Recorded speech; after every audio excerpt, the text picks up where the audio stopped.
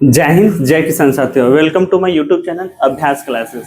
जैसा कि हम लोग संस्कृत का चैप्टर पूरा खत्म कर चुके हैं, अब चल रहे हैं फिजिक्स की ओर बढ़े, भौतिक शास्त्र की ओर बढ़े, क्लास 10th के।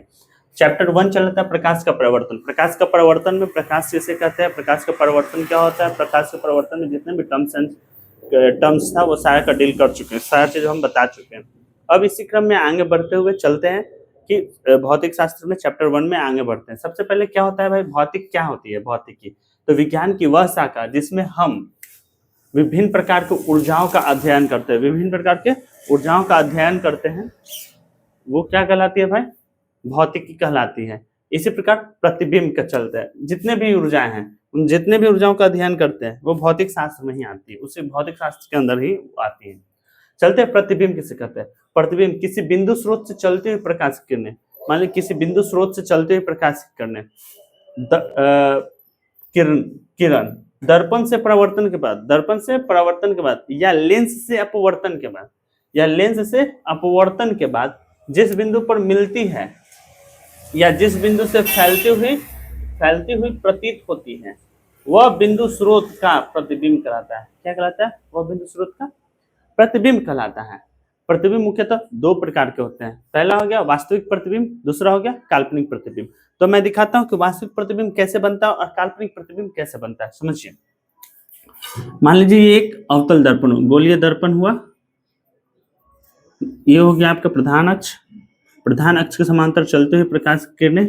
मान लीजिए ये हो गया ऑब्जेक्ट कुछ, ये प्रधान अक्ष के समांतर चलते प्रकाश की किरणें गोलीय दर्पण से परावर्तन के बाद और लेंस से गोलीय दर्पण से परावर्तन के बाद ये इधर से चल रही है भाई, इधर से चल रही है। ये वस्तु का वास्तविक तथा उल्टा प्रतिबिंब कहीं बना रहा है। मान लीजिए कि ये ऑब्जेक्ट ओ है तो ये इमेज आई बी बना दिया, समझ में आई बात है?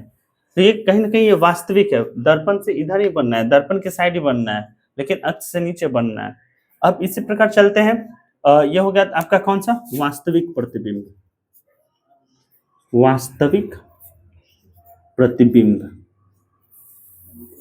अब चलते हैं आभासी प्रतिबिंब, चलते हैं आभासी प्रतिबिंब। मान लीजिए ये एक उत्तल दर्पण हो गया, ठीक है, ये एक प्रधान अक्ष हो गई, ये ध्रुव एथी हो गया।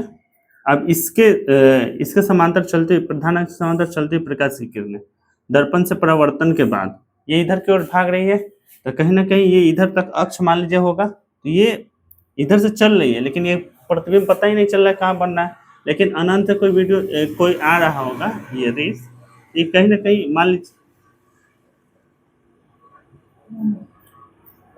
मान लीजिए कोई ऑब्जेक्ट है, ये ऑब्जेक्ट यहाँ से, जब यहाँ से प्रकाश किरण यहाँ पे ऐसे पड़ेगा, यहाँ से परावर्तित होकर इधर की ओर भाग जाएगा, ठीक है।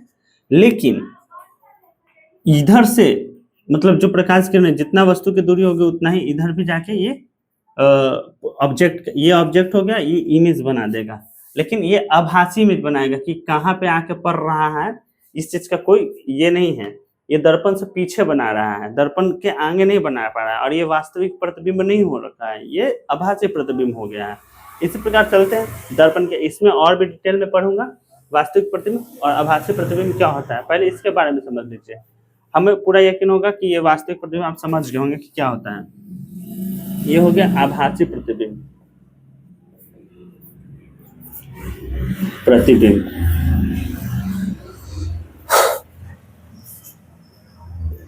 ये हो गया इसका सॉलिड स्ट्रक्चर, इधर से होकर प्रकाश का परिवर्तन हो रहा है। समझिएगा क्या होता है। सॉरी, यहाँ से ये रिफ्लेक्ट होकर इधर की ओर चला जाएगा, तो ये कहीं ना कहीं ऐसा लगेगा कि यहाँ पे कहीं आके ये फॉर्म कर रहे हैं अपना इमेज। चलते हैं आगे की ओर। वास्तविक प्रतिबिंब और आभासी प्रतिबिंब क्या होता है समझते हैं। वास्तविक प्रतिबिंब यह परावर्तित तथा अपवर्तित किरणों के वास्तविक कटान से बनती है। यह परावर्तित तथा अपवर्तित किरणों के वास्तविक कटान से बनता है। वही आभासी प्रतिबिंब क्या हो जाएगा? यह परावर्तित तथा अपवर्तित किरणों के आभासी या काल्पनिक कटान से बनता है, कि यहाँ पे आके वो मिलेगा, ऐसा वो चीज। इसी प्रकार यह वस्तु के तुलना में उल्टा, वस्तु के तुलना में क्या है, ये उल्टा बनता है, जबकि यह वस्तु के तुलना में बिल्कुल सीधा, जैसा ऑब्जेक्ट रहेगा वैसा इसका इमेज भी रहेगा, सीधा रहेगा। लेकिन कैसे होगा? ये इमेजिनेशन क्या हो रहता है कि कहाँ पर ये जाकर बनेगा। इसी प्रकार इसे पुनः पर्दे पर उतारा या देखा जा सकता है, यानी कि वास्तविक प्रतिबिंब को पुनः पर्दे पे उतारा या देखा जा सकता है, लेकिन काल्पनिक प्रतिबिंब या आभासी प्रतिबिंब को पुनः पर्दे पर उतारा या देखा नहीं जा सकता है। इसी प्रकार अब आते हैं दर्पण। दर्पण क्या होता है भाई? यह दर्पण एक चांदी जैसे चमकीले, यह कांच का वह दर्पण किसे कहते हैं? कांच का वह टुकड़ा जो चांदी जैसे चमकीले पदार्थ का कलईदार हो, मतलब पेंटेड हो। मतलब दर्पण क्या हुआ भाई? चांदी जैसे यह कांच का वह टुकड़ा जिसका एक हिस्सा, कोई एक हिस्सा चांदी जैसे चमकीले पदार्थ का कलईदार होता है, पेंटेड होता है, उसी को दर्पण कहते हैं। दर्पण मुख्यतः दो प्रकार के होते हैं। कौन कौन से होते हैं? समतल दर्पण और गोलीय दर्पण। समतल दर्पण किसे कहते हैं? दर्पण का वैसा प्रकार है वह दर्पण जिसका परावर्तक सतह, जो परावर्तक सतह होती है बिल्कुल समतल होती है, उसे समतल दर्पण कहते हैं। वही गोलीय दर्पण किसे कहते हैं भाई? समझेंगे। वह दर्पण जो कांच के खोखले गोले का बना होता है। गोलीय, ये इसका परावर्तक सतह क्या हो जाएगा दोस्तों? बिल्कुल समतल होगा। लेकिन गोलीय दर्पण क्या होता है? ये परावर्तक सतह प्रकाश किरण इधर आया तो इसी के अनुसार ये टकरा के उसी दिशा में लौट जाता है, उसी एंगल पे। गोलीय दर्पण क्या कहते हैं? वह दर्पण जो कांच के खोखले गोले का बना होता है। ये कांच का खोखला गोला है, ठीक है, यह कांच के खोखले गोले का बना होता है, उसे गोलीय दर्पण कहते हैं। समझ में आए दोस्तों? इस प्रकार चलते हैं। इस गोलीय दर्पण को भी दो भागों में बांटा गया, अवतल दर्पण और उत्तल दर्पण। अवतल दर्पण किसे कहते हैं? उत्तल दर्पण किसे कहते हैं? समझेंगे। अवतल दर्पण को अभिसारी दर्पण भी कहते हैं और अब उत्तल दर्पण को अपसारी दर्पण भी कहते हैं। अवतल दर्पण का इमेज समझते हैं क्या होता है। अवतल दर्पण यहाँ समझते हैं। अवतल दर्पण जिसका परावर्तक सतह न दोस्तों अंदर की ओर झुका रहता है, ये हो गया क्या चीज? अवतल दर्पण। क्या हो गया? अवतल दर्पण। उत्तल दर्पण जिसका परावर्तक सतह उभड़ा हुआ रहता है, क्या होता है? उभड़ा हुआ रहता है, इसको उत्तल दर्पण कहते हैं। इसी को बार बार मैं बोल रहा हूं, अभिसारी दर्पण भी कहते हैं, इसको अपसारी दर्पण भी कहते हैं। इसलिए बार बार बोल रहा हूं क्योंकि एग्जामिनेशन में पूछे जाते हैं, तो समझेंगे। होप सो आपको ये चीज समझ में आ रही होगी। चलते हैं। इसी में कुछ बिंदु हैं गोलीय दर्पण से संबंधित पद, उन सभी पदों को समझते हैं बहुत विस्तार से। जैसे ये खोखले गोले का बना हुआ है भैया, खोखले गोले का बना हुआ है तो इसका कुछ ना कुछ केंद्र होगा। एक केंद्र के ही इक्वी डिस्टेंस पे ना ये खोखला गोला होगा, कि मतलब टेढ़ा मेढ़ा तो नहीं ना होगा, खोखले गोले का बना हुआ है, यानी कि इसका त्रिज्या बिल्कुल समान होगी चारों दिशा में, यानी कि गोलीय दर्पण। गोलीय दर्पण में ध्रुव क्या होता है? पोल। चलते हैं। गोलीय दर्पण का परावर्तक सतह का मध्य बिंदु को ध्रुव कहते हैं। गोलीय दर्पण का जो परावर्तक सतह होता है, मान लीजिए गोलीय दर्पण का ये जो परावर्तक सतह है, परावर्तक सतह का सबसे मिडेस्ट पॉइंट जो होगा, इसी को क्या कहते हैं? हम ध्रुव कहते हैं। क्या कहते हैं? ध्रुव कहते हैं। इसी को इंग्लिश में पोल भी कहा जाता है। समझ में? गोलीय दर्पण के परावर्तक सतह के सबसे मध्य बिंदु को क्या कहते हैं? ध्रुव कहते हैं। देखिए दोस्तों, इमेज के अनुसार ही बता रहे हैं, इसमें सारा चीज क्रिस्टल क्लियर हो जाएगा, कोई टेंशन होने की कोई दिक्कत नहीं है।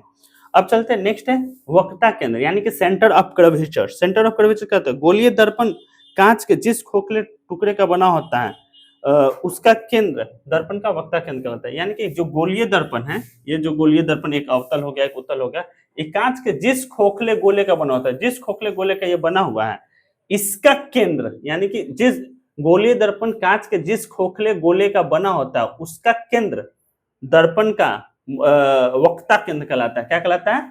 वक्रता केंद्र कहलाता है। समझ में आ गई बात है? इसी प्रकार प्रधान अक्ष या मुख्य अक्ष किसे कहते हैं? समझिएगा, इसको इंग्लिश में प्रिंसिपल एक्सिस कहते हैं। ध्रुव तथा वक्रता केंद्र के बीच की दूरी को ध्रुव,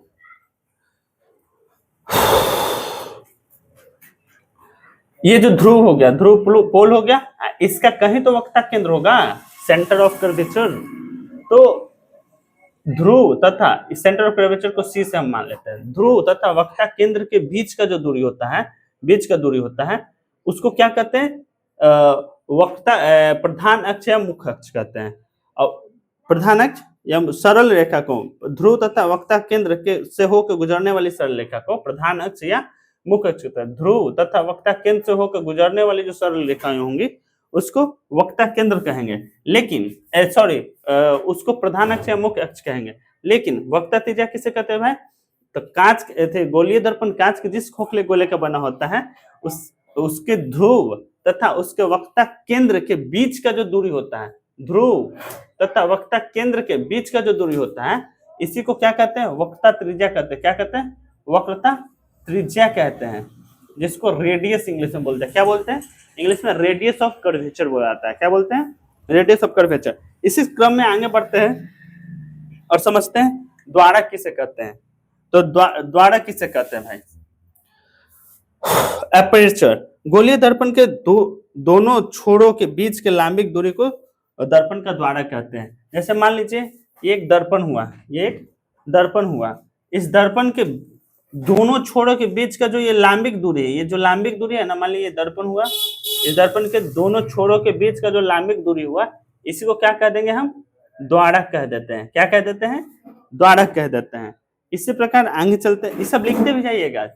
अगर आपको कोई नोट्स भी चाहिए पर्सनली आप मैसेज कर सकते हैं, आपको नंबर दे दिया गया है, उस नंबर पे व्हाट्सएप कर सकते हैं, आपको नोट्स भी भेज दिया जाएगा।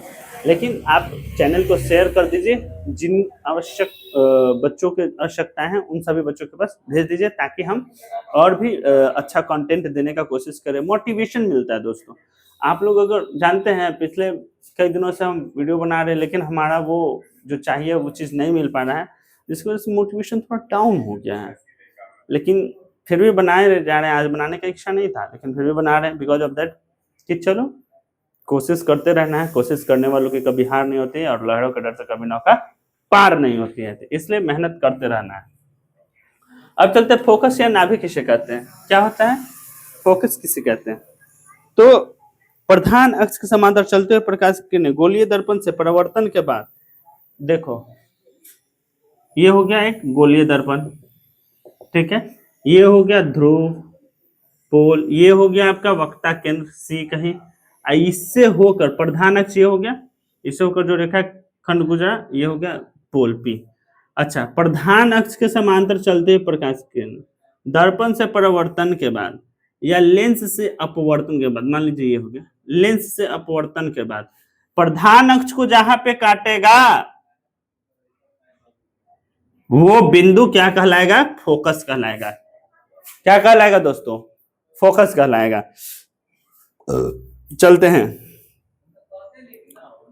काटेगा वो हाँ फोकस कहलाता है। फोकस दूरी या फोकसांतर क्या कहलाता है आप समझते हैं। यहाँ तक समझ में आ गया? ये समझ में आ गया। फोकसांतर समझते हैं क्या चीज होता है, समझिए। गोलीय दर्पण और ध्रुव, गोलीय दर्पण के ध्रुव और फोकस के बीच की दूरी को, अब देखिए गोलीय दर्पण के ध्रुव और फोकस के बीच की दूरी को, ध्रुव और फोकस के बीच की दूरी को क्या कहते हैं भैया? फोकसांतर कहते हैं। फोकसांतर, नभ्यांतर जो कर लीजिए, फोकस लेंथ, फोकस दूरी जो कह सकते हैं। इस प्रकार ये चीज समझ में आ गई होगी। अब चलते दो चीज, अवतल दर्पण और उत्तल दर्पण, इन दोनों में अंतर स्पष्ट समझते हैं कि क्या होता है अंतर स्पष्ट। अंतर समझिए।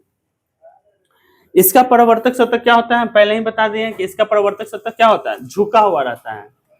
इसका परावर्तक सतह झुका हुआ रहता है, लेकिन इसका परावर्तक सतह क्या होता है? उभरा हुआ रहता है। इसका झुका हुआ रहता है और इसका उभरा हुआ रहता है। इसी प्रकार चलते हैं,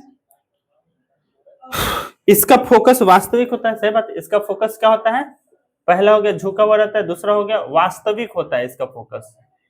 इसका फोकस क्या होता है भैया? आभासी होता है। आभासी क्या? काल्पनिक होता है,